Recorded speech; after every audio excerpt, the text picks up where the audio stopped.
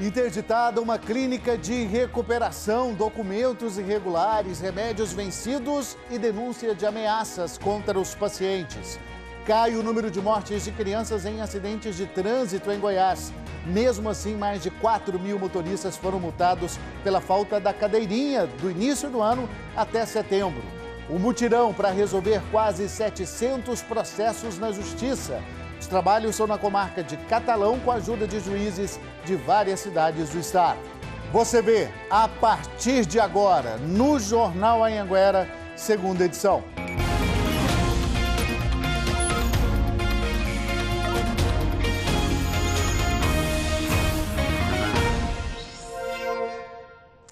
Muito boa noite para você, 7h18. Estamos ao vivo com as principais notícias da sua cidade, da sua região.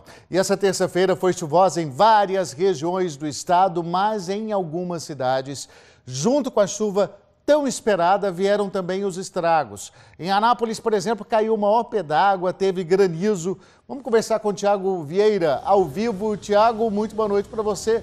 A chuva aliviou o calor, mas também trouxe vários transtornos. E bota transtorno nisso, viu, Luciano? Boa noite para você, boa noite para todo mundo. Olha, foi uma chuva rápida, mas bem intensa, viu? E cheia de ventos também. Bom, por aqui, como você bem disse, teve até granizo. A gente tem a imagem aí para mostrar para o pessoal de casa. Árvores também caíram, olha a foto do granizo, e teve também prejuízo do meio ambiente. Árvores foram parar no chão. Mercadorias também perderam aí nesse mercado, como a gente pode ver. Casas também ficaram destelhadas. A gente tem a imagem para mostrar para o pessoal de casa. Comércio também, todos destelhados. Bom, e uma enxurrada tomou conta de várias ruas aqui da cidade, para desespero de motoristas e mototaxistas, motociclistas também. Todos aí se viram diante de uma chuva repentina aqui em Anápolis. Olha, o Centro de Informações Meteorológicas e Hidrológicas de Goiás disse que essa chuva não era esperada e choveu, olha, 13,8 milímetros. E para amanhã tem previsão de chuva em boa parte do estado.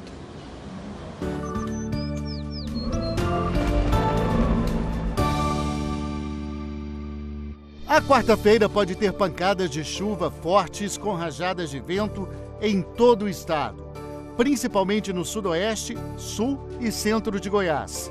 Catalão tem o maior volume de chuva prevista para amanhã. Temporais também em Jataí, Rio Verde e Caçu, com temperatura máxima de 30 graus. Em Lusiânia chove menos e os termômetros chegam a 33. Uma clínica de recuperação de dependentes químicos e alcoolismo foi interditada pela Vigilância Sanitária em Rio Verde. Quase 80 pessoas estavam em tratamento nesse local. E algumas denunciaram, inclusive, maus tratos. Entre as vítimas, idosos e menores de idade. O centro terapêutico funcionava como uma clínica psiquiátrica. O local não tem ambulatório e não poderia estar funcionando como clínica médica. A documentação também estava irregular. 76 pessoas moravam no local, entre eles 6 menores. Segundo o Conselho Tutelar, eles eram ameaçados constantemente pelos monitores do abrigo.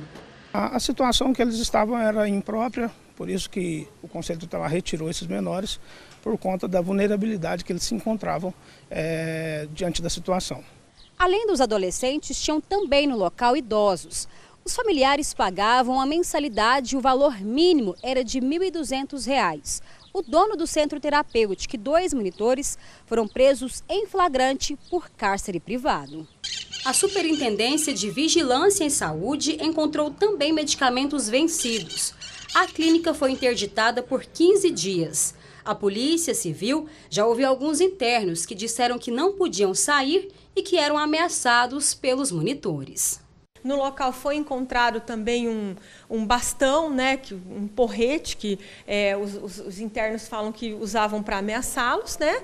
E diante de todos esses elementos foi autuado o dono da clínica e 2 monitores que estavam trabalhando no local. Há relatos de que esses monitores, né, chegaram até a agredir um dos internos há alguns dias atrás e seria, né, a mando do dono da clínica. O Ministério Público deve fiscalizar se a clínica vai se adequar ao que foi exigido para voltar a funcionar. Eles vão encaminhar um laudo dessa vistoria de hoje, o laudo de interdição, para que a gente acompanhe e garanta, primeiro, que a interdição vai ser cumprida efetivamente, e para que a gente também acompanhe se a comunidade terapêutica vai se regularizar, vai se adequar e se vai funcionar de acordo com a autorização que ela tem hoje, que é para funcionar como comunidade terapêutica. Denúncias graves, hein? Esses depoimentos vão ser importantes, inclusive laudos do Instituto Médico Legal para avaliar essas denúncias de agressão. O advogado da clínica não atendeu às nossas ligações. Parte dos internos está sendo transferida para outras clínicas e os outros estão sendo devolvidos às famílias. E 3 pessoas ficaram feridas no acidente com uma ambulância do SAMU, também em Rio Verde. Eu vou falar com a Lara Leão, ao vivo. Lara, boa noite para você. Além dos feridos, tem uma outra preocupação aí, né, dos feridos nessa cidade, outra preocupação que deixou a cidade numa situação muito difícil, porque já tem poucas ambulâncias de resgate do SAMU.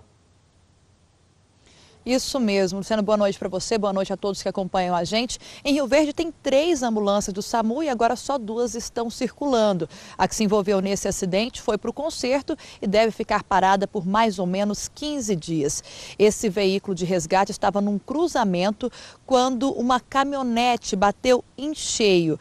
Ele foi atingido, né, hoje, nessa tarde. O motorista não teria percebido os sinais luminosos da ambulância. Imagens de câmeras de segurança registraram tudo. A caminhonete bateu na lateral da ambulância e depois tombou. O veículo ainda invadiu a calçada e, por sorte, não tinha nenhum pedestre nesse momento. Esses socorristas foram socorridos pelo Corpo de Bombeiros. O motorista da ambulância, uma enfermeira e também uma técnica de enfermagem estavam na ambulância e tiveram apenas ferimentos leves. O motorista da caminhonete não se feriu, Luciano. Obrigado, Lara. Esse acidente ontem à tarde, né? E agora a expectativa por conserto, né? Como você disse, mais ou menos 15 dias aí para essa ambulância voltar a circular. A gente mostra agora uma situação que acontece em várias regiões do estado e, claro, que causa preocupação por causa do risco, mesmo com passarelas em vários trechos das principais rodovias do estado. Muita gente atravessa pela rodovia arriscando a própria vida. A passarela de pedestres está logo ali, mas muitos ainda preferem se arriscar. A distância da passarela, vai passar para cá, vai resolver alguma coisa do lado de cá. Até essa mulher com uma criança escolhe passar entre os carros. Eu não quis dar um pulinho lá na passarela para atravessar, não? É porque fica um pouco longe. Estamos na BR-040, no perímetro urbano entre Lusiânia e Valparaíso. Esse trecho possui 4 passarelas, mas apesar disso, moradores aqui da região dizem se sentir inseguros. Isso porque, segundo esses moradores, a distância de uma passarela para outra é de mais de 5 quilômetros. E com isso, muitos deles têm que se arriscar assim, entre os veículos. O mesmo acontece em Rio Verde. Neste ano, 2 pessoas morreram atropeladas na BR-060, no trecho urbano da rodovia. Os pedestres também reclamam da distância entre as passarelas e, por isso, preferem se arriscar na pista movimentada. Acho que a mais perto aqui é no Jardim Margarida, né? Eu acho que na Vila Malha, com a renovação, deveria ter uma, certo? Já passou da hora. Em Anápolis, no perímetro urbano da BR-153, o trecho de 20 quilômetros conta com 2 passarelas. O que não falta é pedestre atravessando em locais indevidos. Com a Elza é diferente. Ela diz que só atravessa em pontos com segurança, mas já presenciou diversos casos de pedestres imprudentes. É o que mais tem. Aluno principalmente. O pedestre, quando ele vai atravessar uma rodovia, ele tem que tomar todas as medidas de segurança. Se ele tiver uma passarela, ele tem que utilizar a passarela. Ele não pode pensar em não utilizar, porque ali ele vai estar evitando que ele seja atropelado. Eu não deixo atravessar sem ser na passarela. Eu digo, é grande para atravessar, mas atravessa na passarela, é mais seguro.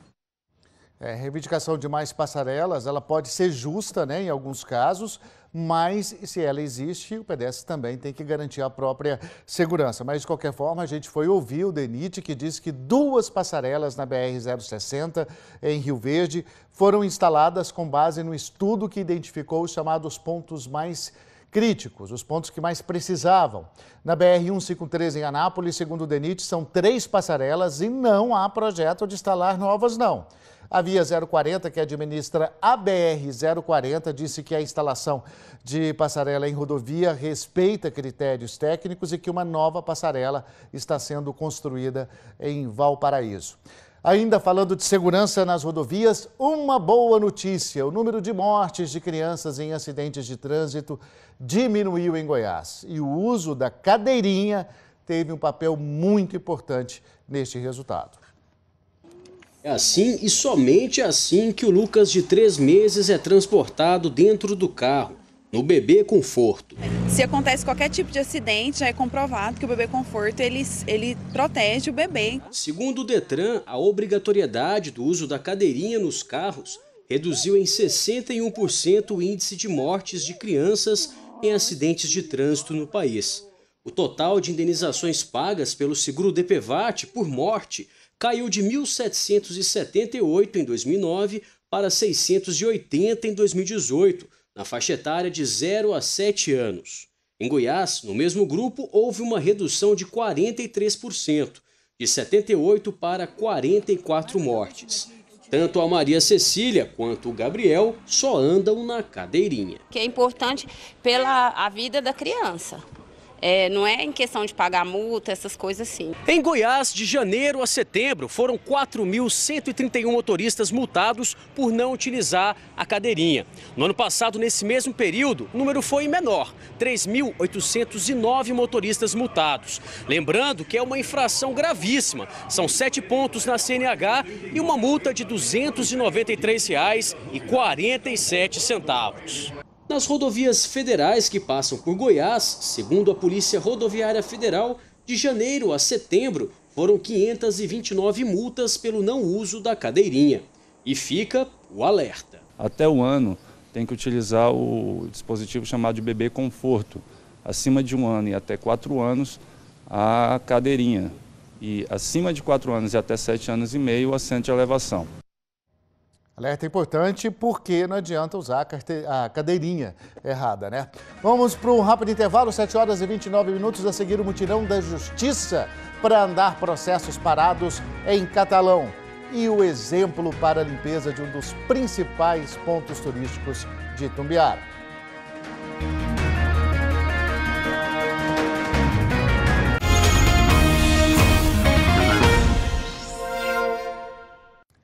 Jornal Anhanguera de volta. A gente já mostrou aqui a denúncia da quantidade de processos parados no Fórum de Catalão. São quase 700.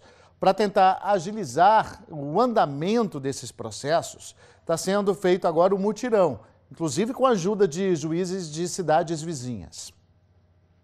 Vera Lúcia entrou com uma ação na justiça para pedir a pensão alimentícia para os filhos. Acho que tem uns 8 a 9 meses, né? E já está bem.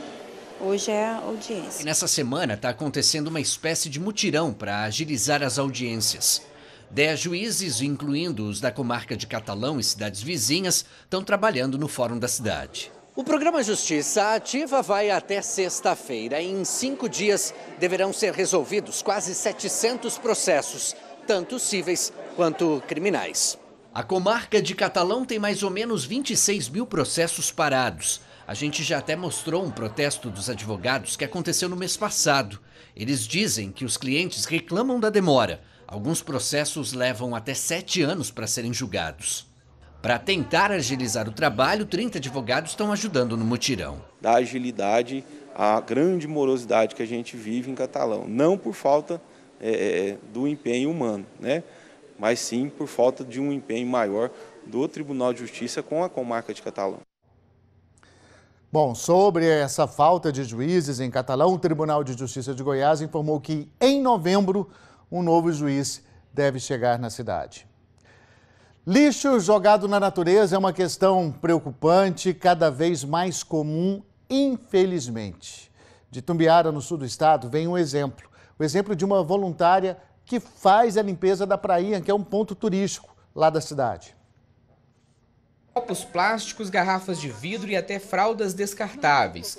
Tudo deixado para trás por quem visita a prainha, ponto turístico de Itumbiara. acaba que estão se tornando foco de muitos vetores. E quando nós falamos de vetores, nós destacamos aí o próprio mosquito da dengue. O segundo impacto que é diretamente os que são jogados e carreados até os rios. A boa notícia é que tem gente se preocupando com o meio ambiente e dedicando parte do tempo para recolher o que muita gente acaba ignorando. É o caso da Marinês, que sempre que pode vai até a prainha com luva e botas preparada para deixar o local mais limpo. Então, a beleza tão natural, né, e sendo devassada pelo lixo, né? Então, uma coisa aqui que a gente não pode ficar de braços cruzados em ver e deixar. Em um dia de coleta foram retirados 8 sacos cheios de lixo e tem de tudo, mas o que mais se vê por aqui são plásticos. O Brasil é o 4º maior produtor de lixo plástico do mundo e também é um dos países que menos recicla esse tipo de lixo, apenas cerca de 1,2%. Isso representa menos de 150 mil toneladas. Cada brasileiro produz, em média, 1 quilo de lixo plástico por semana. Segundo dados do Banco Mundial, mais de 2,4 milhões de toneladas de plástico brasileiro são descartados de forma irregular. É um trabalho de formiguinha, mas que faz muita diferença. Afinal, um simples copo plástico pode demorar até 30 anos para se decompor na natureza. Eu quero, gente, por favor, que vocês venham comigo fazer esse trabalho. Não para agradecer para ninguém, mas pela natureza. A natureza que sempre nos dá um presente, tanto que a nossa imagem do dia hoje é uma chuva de flores, as flores do ipê branco, né? As flores especiais, essa chuva especial. A seca faz com que o ipê branco nasça tão bonito assim. Esse espetáculo dura pouco tempo, viu? Apenas 4 dias, metade do tempo de floração dos outros ipês, como o roxo e o amarelo. Vou me despedindo por aqui, uma boa noite para você hoje com imagens de Luziane.